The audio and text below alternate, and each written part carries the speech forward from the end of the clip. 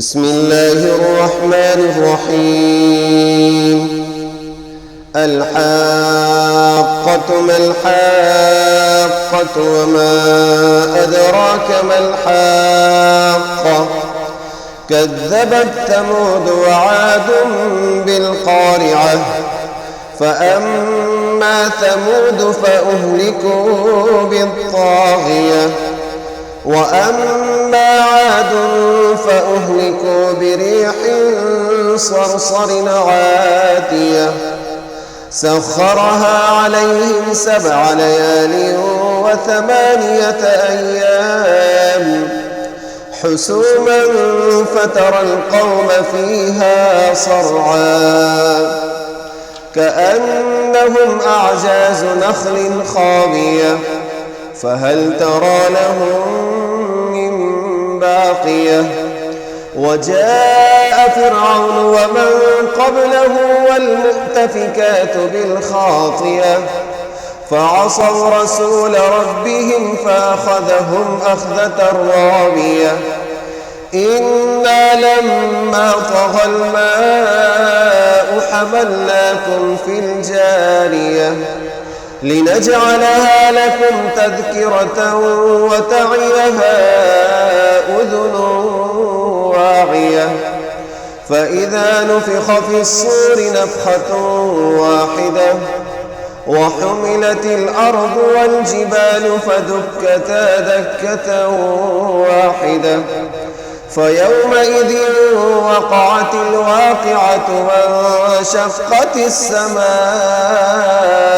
فهي يومئذ واهية والملك على أرجائها ويحمل عرش ربك فوقهم يومئذ 8.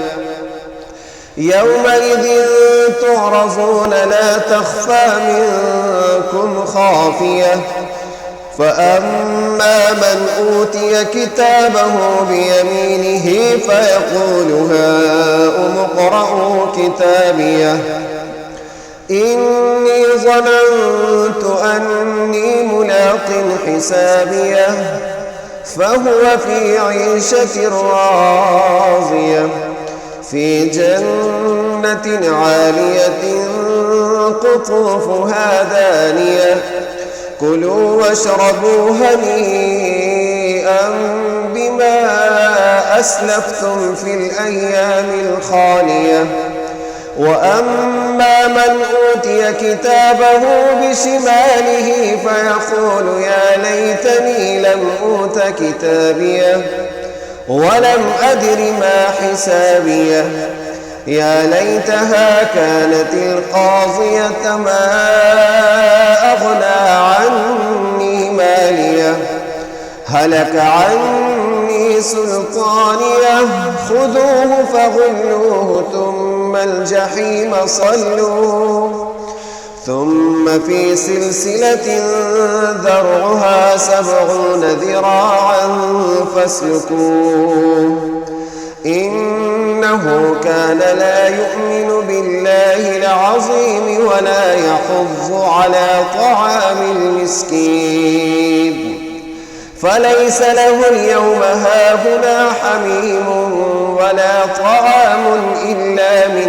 غسلين لا يأكله إلا الخاطئون. فلا أقسم بما تبصرون وما لا تبصرون إنه لقول رسول كريم وما هو بقول شاعر قليلا ما تؤمنون ولا بقول كاهن قليلا ما تذكرون تنزيل من رب العالمين ولو تقول علينا بعض الأقاويل لأخذنا منه باليمين ثم لقطعنا منه الوتين فما منكم من أحد عنه حاجزين